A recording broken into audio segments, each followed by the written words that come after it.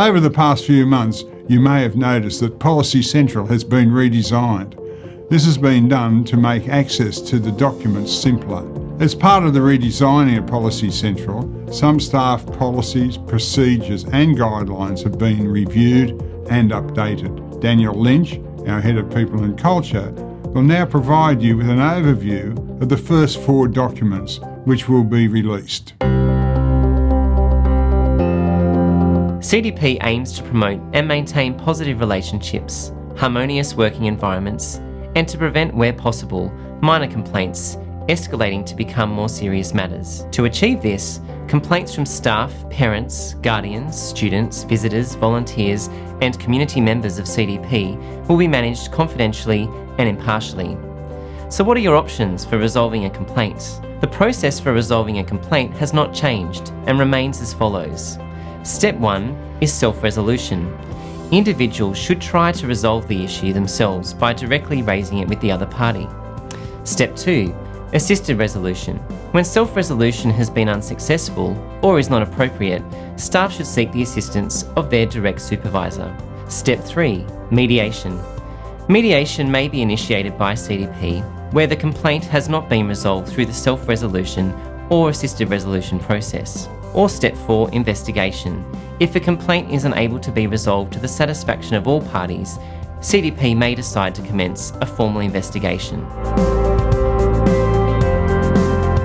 The Code of Conduct sets out the obligations, responsibilities and standards of behaviour CDP requires of staff to uphold, and that encourages a safe, supportive, productive and harmonious workplace. Matters covered in the new Code of Conduct were previously addressed in 5 documents, being the Stewardship Policy, Stewardship Guidelines, Stewardship Procedures, the Guidelines for Professional Conduct, and the Conflict of Interest Procedures. That is, the Code of Conduct replaces these documents as they have been consolidated into the one document with no significant changes made. So what do you need to be aware of? Here is a list of do's and don'ts to consider.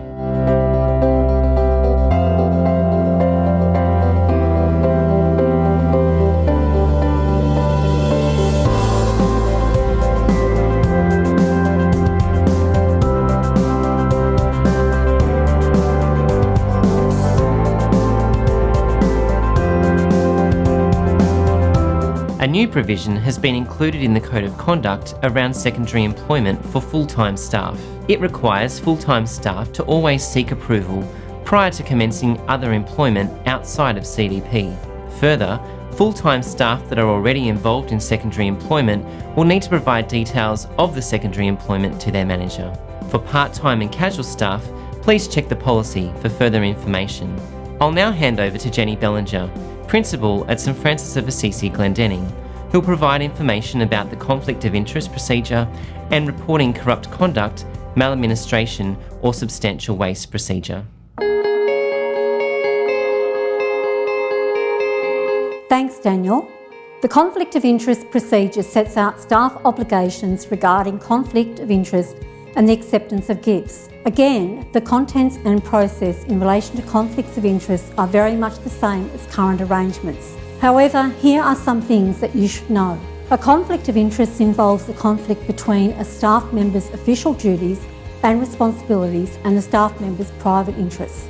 A conflict of interest can arise from avoiding personal losses as well as gaining personal advantage. Conflict may be actual, perceived or potential. It may be pecuniary or non-pecuniary. If a conflict does arise, which they can, the Conflict of Interest procedure sets out the processes staff must follow to declare and manage conflicts and how the gifts are to be recorded in order to avoid issues later on down the track. Staff members are required to report any corrupt conduct, maladministration or serious and substantial waste. The Reporting Corrupt Conduct, Maladministration or Waste procedure sets out how such reports are to be made and how they will be investigated. Please note that while such reports are a complaint, CDP has a distinct process for managing complaints of this nature which operates separately from the contained in its Managing Complaints policy, which Daniel mentioned earlier.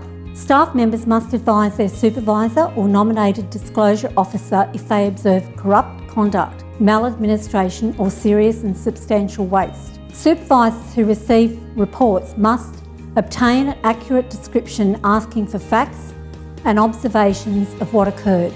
Make a note of what is reported. Refer the matter to a nominated disclosure officer. Nominated disclosure officers include school principals, directors of enterprise, learning performance and mission, head people and culture, head internal audit and enterprise risk, executive director of schools and the bishop.